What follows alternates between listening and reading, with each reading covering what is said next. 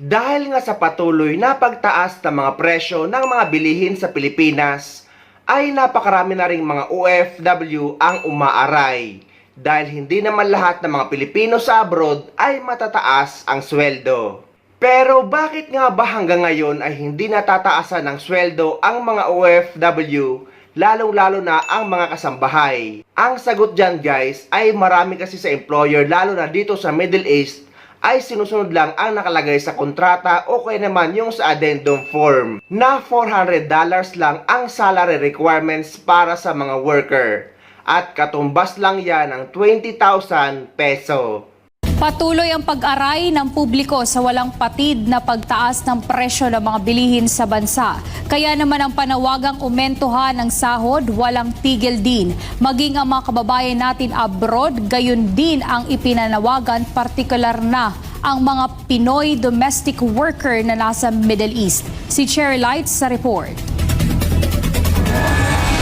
Para sa mga kababayan natin na nasa ibayong dagat, karapatan nilang taasan ang kanilang sweldo. Sa panahon ngayon kasi na patuloy na tumataas ang presyo ng mga bilihin sa Pilipinas, paano nga naman sasapat ang halagang 20,000 pesos na sweldo kada buwan, lalo na kung sabay-sabay ang mga gastusin ng mga pinag-aaral ng mga estudyante.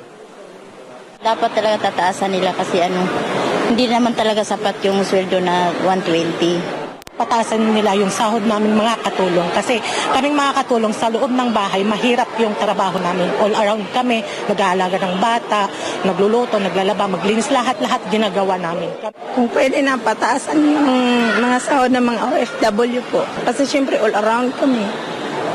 Minsan mag-caregiver ka pa sa mga matanda. Hindi. Ito ang panawagan ng ilang overseas Filipino workers mula sa Middle East. Ayon kay Annabel, Raquel at Angeline, hindi nila na ipadadala ng buo ang kani-kanilang mga sweldo sa Pilipinas dahil kailangan din nilang magtabi para sa kanilang sarili.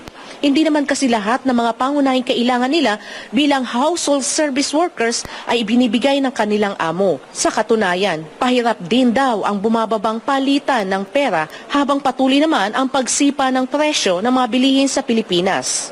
Hindi po talaga. Kulang na kulang lalo na pag may estudyante.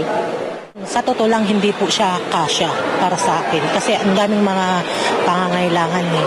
Tapos may mga anak akong pinapaaral. Magkano lang yung sahod namin? 20,000 lang. Tapos yung kumbaga yung rate din, yung palitan ang baba. Ang kulang pare. Parang kasi amin lahat, personal needs. Kasi syempre all around ka Tapos kunti lang sa wala naman, hindi naman nagtaas kahit na nagtapos na ng 1 year. Para kay Marilyn na isang balikbayan mula Germany, dapat natutukan ng pamalaan ng paglikha ng mas maraming trabaho dito sa bansa. Hinihiling ko po, sana ay mabigyan ng maraming trabaho dito sa Pilipinas para ang mamamayan na hindi na umalis papunta sa ibang bansa na magpaalipin sa mga dayuhan na tao.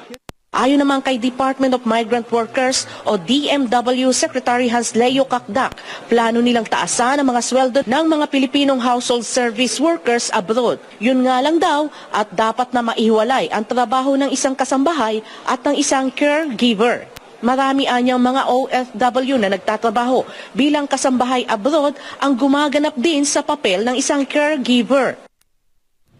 Short answer is yes. There are some or many kasambahay, OFW domestic workers who actually perform caregiving work. So what we're trying to study in the DMW is perhaps to upgrade them.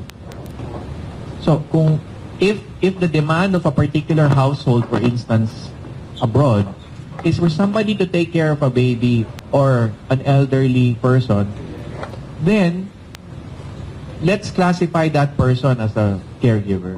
Sabi pa ni Kakdak, pwede namang sumailalim sa TESDA training ang sinumang OFW na gustong maging caregiver.